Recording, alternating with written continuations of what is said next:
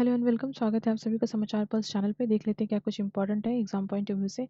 सबसे पहले हम बात करने वाले हैं एआई टेक्नोलॉजी के बारे में। एआई अब इंट्रोड्यूस होने जा रही है डिफेंस सेक्टर में। ऐसी ही न्यूज़ पेंटागन से आ रही है।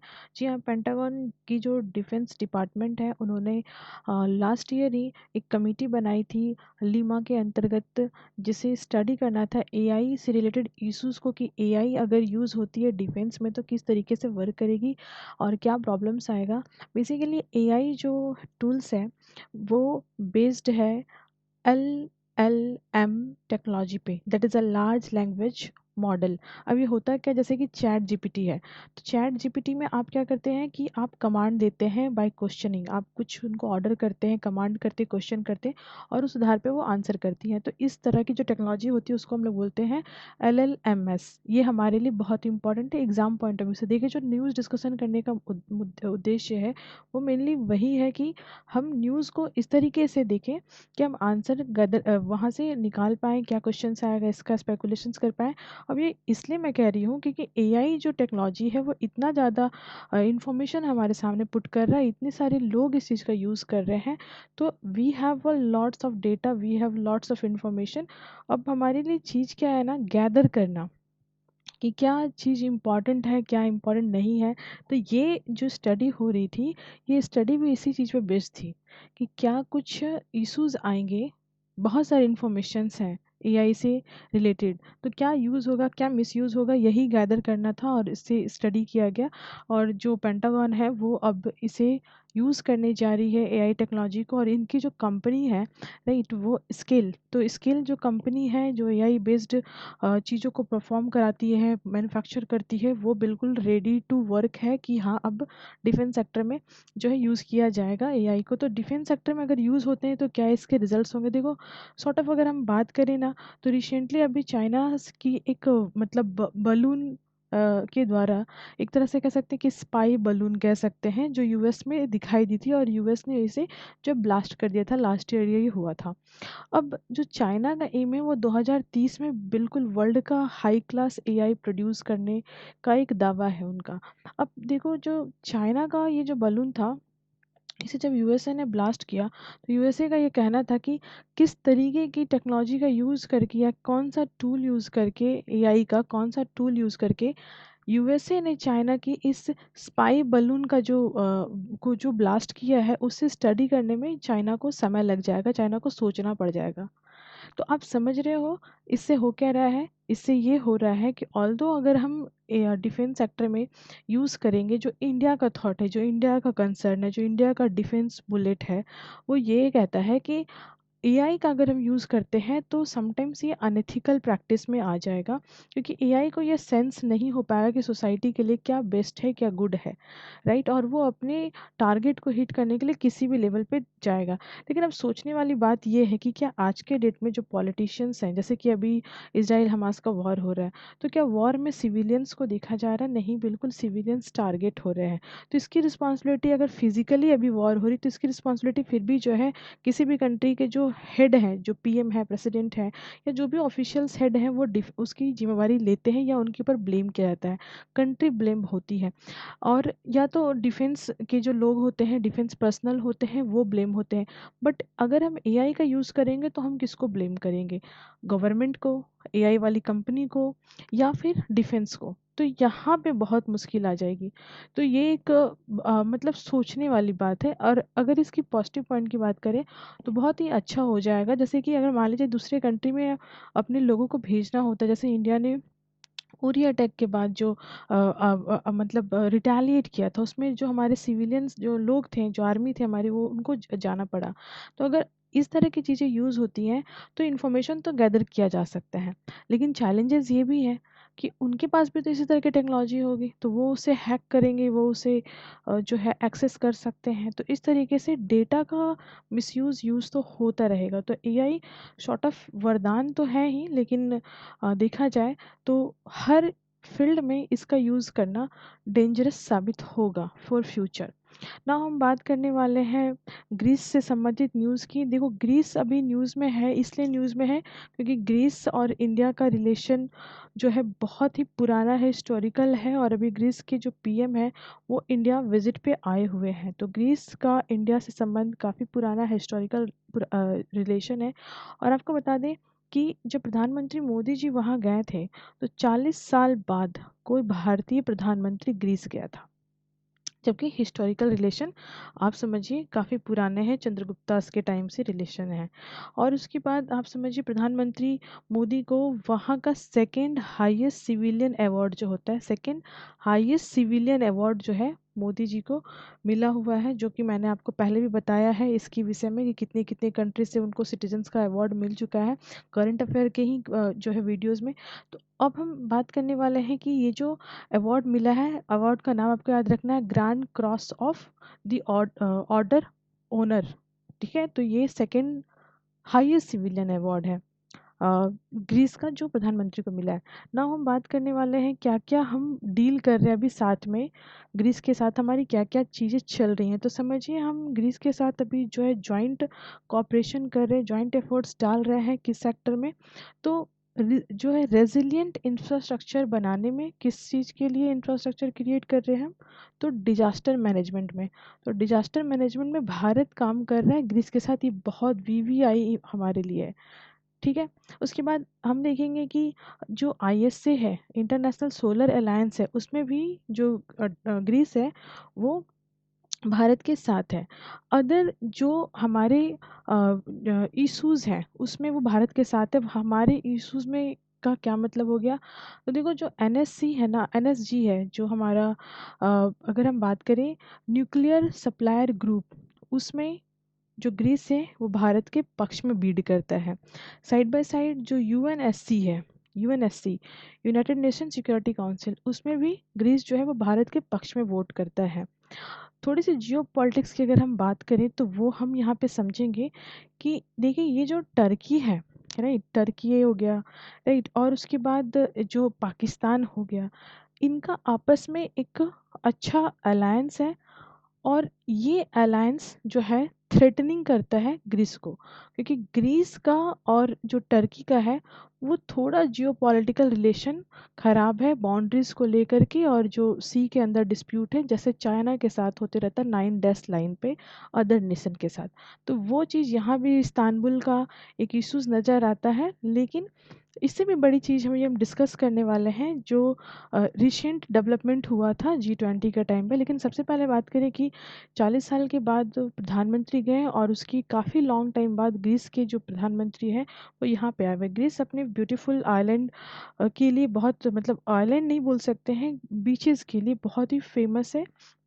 और चूंकि ये मेडिटेरेनियन सी और ब्लैक सी का एक वहाँ पे आपको देखने को मिल जाएगा, मेडिटेरेनियन सी तो स्पेसिफिकली, तो इस कारण से ये बहुत ही टूरिस्ट स्पॉट भी है जीट। और लास्ट टाइम जब प्रधानमंत्री वहाँ पे गए थे तो काफ़ी सारे डिफेंस डील करके आए थे, तो दोनों ही देश के बीच में बायलैटरल रिलेशंस काफ़ी स्ट्रांग होते जा रहे हैं। और अभी ये रिसेंट मीटिंग जो हुई उसमें भी जो वहाँ के प्रधानमंत्री, उनका ये कहना था कि जो इंडियन यूथ है उनके लिए जो है ग्रीस वो बिल्कुल ओपन है। G20 के टाइम पे जो सबमिट हुई थी उसमें जो है इंडिया का जो एम्बिशियस प्लान है कि India middle east European corridor बनाया जाए। तो यूरोप में इंटर करने के लिए अगर हम बात करें तो जो ग्रीस है वो बहुत ही स्ट्रांग भूमिका रखता है, बहुत ही स्ट्रांग है, क्योंकि एक तरह से कह सकते हैं कि ग्रीस जो है वो गेटवे है यूरोप के लिए।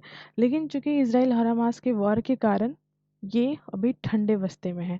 लेकिन अगर हम बात करें, अगर ये बॉडी बनती है, मतलब ये जो कॉरिडोर है ये बनता है, तो ये वाया मुंबई, क्योंकि ये इंडिया का इनिशिएटिव है, तो वाया मुंबई से होते हुए आप समझ सकते हो कि अदर जितने भी पार्टनर्स हैं जैसे कि रियाद हो गया, ठीक है, फिर हम देखेंगे दुबई का जो है जेबल अली, फिर हाइफा हो गया, फिर यहाँ पे ग्रीस का जो इम्पोर्टेंट शहर है वो यहाँ पे आप देखोगे पिरस। ठीक है, तो जो पिरस ग्रीस का शहर है वो इसमें आ रहा है, पोर्ट सिटी है।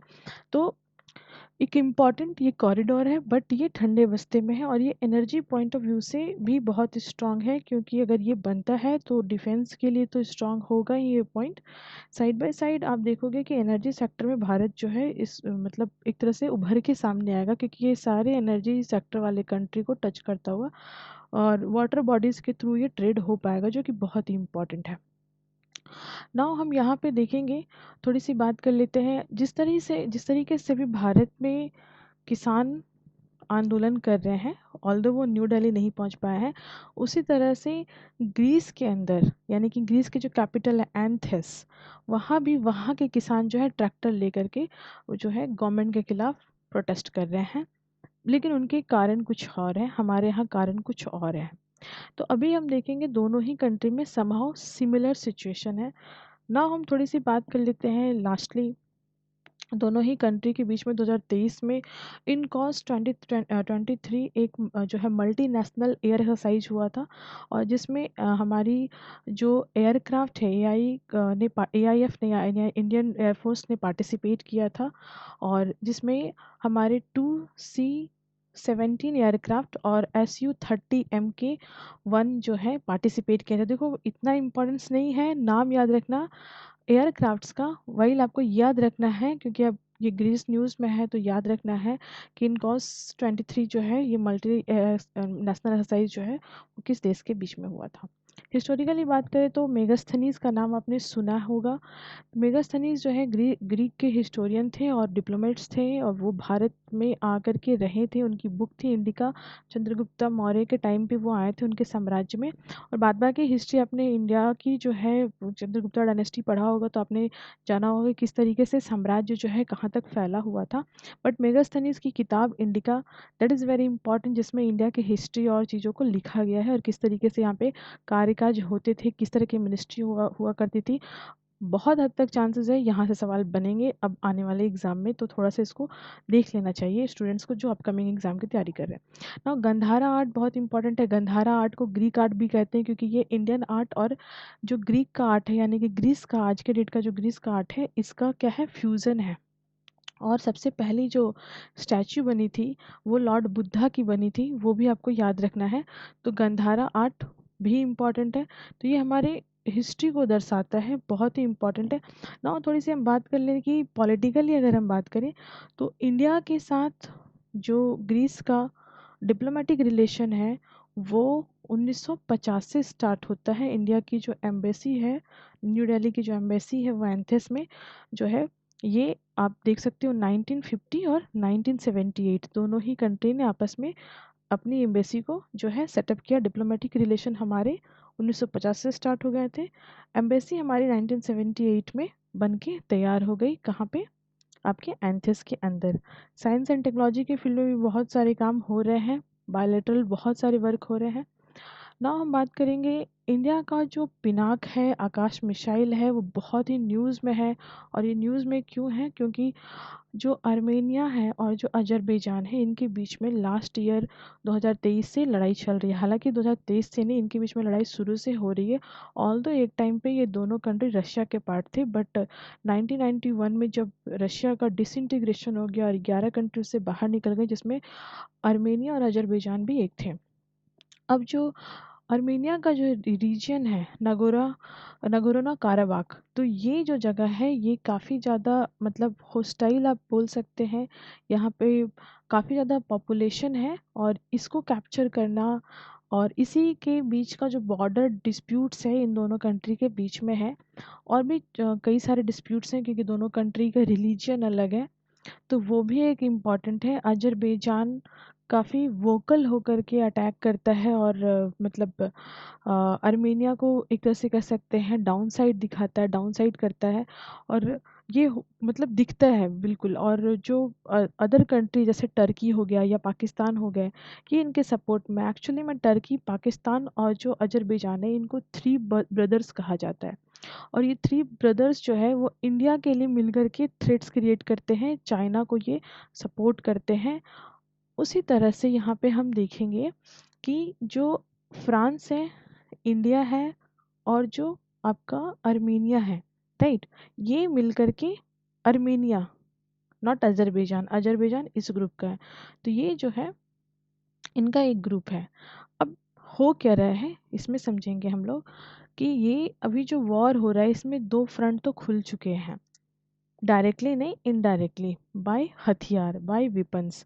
तो आर्मेनिया, इंडिया एंड फ्रांस जो है इसमें इन्वॉल्व हो रहे हैं। कैसे? इंडिया का जो डिफेंस वेपन्स है, फ्रांस का जो डिफेंस इक्विपमेंट्स है, वो आर्मेनिया यूज़ कर रहा है इस वॉर में। और अभी आप देखेंगे कि जो Pinaka multi barrel rocket launcher है हमारा, वो वहाँ यूज़ हो रहा है ड्रोन वगैरह लॉन्च करने में और बहुत सारी चीज़ों को यूज़ करने में। तो सवाल ये है कि हमने तो आर्मेनिया को सेल नहीं किया है इस तरह की कोई भी डिफेंस इक्विपमेंट्स, तो उनके पास ये एक्सेस कहाँ से हुआ? तो उसके पीछे भी रीजन है, ये आर्मेनिया को मिला है ईरान से। ठीक है, तो ईरान के थ्रू जो है ये आर्मेनिया को मिला है। इंडियन मेड पिनाका जो मिसाइल्स हैं वो रशिया के हेल्प से कंस्ट्रक्ट की गई है। हालांकि जो रशिया की पहली हम कह सकते हैं कि जो इक्विपमेंट्स थी जिसको हम लोग कहते हैं GRAD BM-21, इसको रिप्लेस किया गया है पिनाका के द्वारा, जिसमें पिनाका को बनाने में रशिया ने ही हेल्प करी है टेक्नोलॉजी में। नाउ हम यहाँ पे देखेंगे जो पिनाका मिसाइल है वो फ्री फ्लाइट आर्टिलरी रॉकेट इसके अंदर एम्बेडेड है। सिस्टम 38 किलोमीटर के रेंज में ये क्विकली रिएक्शन कर सकते हैं टाइम बाउंड मैनर में। बहुत ही हाईली जो जो है ये अपना मतलब कह सकते हैं कि रॉकेट फायर कर सकते हैं मल्टी बैरल लॉन्चर्स के ऊपर 44 सेकेंड में ओनली। और बैटरी की अगर हम बात करें तो 72 रॉकेट ये फायर कर सकते हैं ऑन मतलब उसी टाइम फ्रेम में। ठीक है, तो 44 सेकेंड में 12 रॉकेट मल्टी बैरल में अलग अलग डायरेक्शंस में, और 72 फायर कर सकते हैं मतलब सिंगल वे में अगर हम कह सकते हैं तो बहुत ही हाईली डेवलप्ड टेक्नोलॉजी है ये। और अगर हम बात करें पिनाका MQ-1 के बाद अगर हम दूसरी बात करें तो यहाँ पे जो आकाश है वो भी शॉर्ट रेंज मिसाइल सिस्टम है, मैन्युफैक्चर किया गया भारत डायनामिक लिमिटेड के द्वारा। ये प्रोटेक्ट करेगा वल्नरेबल एरिया को जहाँ पे अटैक होने की संभावना है, एयर में अटैक करेगा। आकाश विपन सिस्टम जो है वो साइमल्टेनियसली इंगेज होता है मल्टीपल टारगेट को सेट करने में और ऑटोनमस मोड में ये काम करता है। ये जो है ECCM फीचर बेस्ड है, यानी इलेक्ट्रॉनिक काउंटर काउंटर मेजर। ये आपको याद रखना है, काउंटर काउंटर मेजर सिस्टम पे काम करता है जिसमें ये टारगेट को हीट करता है और मल्टीपल टाइम्स हीट कर सकता है डिफरेंट डायरेक्शंस में। ऑटोमेशंस के साथ काम करता है, यानी बार बार कमांड करने की ज़रूरत नहीं होती है। तो ये इंटायर वर्क सिस्टम बहुत न्यूज़ में है क्योंकि ये दोनों ही कंट्री लड़ रहे हैं। लेकिन अब एक बात आती है, चूँकि हमने इतनी बात कर ली इन कंट्री के बारे में, आर्मेनिया अजरबैजान के बारे में, तो अब एक समझिए कैकसियन कंट्री होते हैं। कैकसियन कंट्री कैकस माउंटेन के कारण जो है जाने जाते हैं। इसका मतलब होता है श्वेत या सफ़ेद। ये कंट्री है कैकेशियन कहलाते हैं। इसमें कौन कौन सी कंट्री आ रही है तो आपको याद रखना है, रशिया, जॉर्जिया, अजरबैजान और आर्मेनिया। ठीक है, जो कि बेसिकली आप देखोगे तो ये एशिया में भी आ रहे हैं, हल्के यूरोप में भी आ रहे हैं, राइट। और ये ब्लैक सी रीजन और आपके जो मेडिटेरेनियन सी रीजन है उनके बीच में ये कंट्रीज पड़ रहे हैं। तो ये अलग से भी एक ग्रुप है, ये भी आपको ध्यान में रखना है। तो ये एक इम्पॉर्टेंट चीज़ है। यहाँ जॉर्जिया है, ये अजरबैजान है और ये है आर्मेनिया। This is Armenia. यहाँ है ब्लैक सी, इधर है कैस्पियन सी और इधर है आपका मेडिटेरेनियन सी। ठीक है, तो ये आपको ध्यान में रखना है, लोकेशन से याद रखना है, कंट्री का नाम याद रखना है। इधर ये रशिया है, दिस इज़ रशिया। तो ये काफ़ी लंबा चौड़ा रसिया है एज वी नो।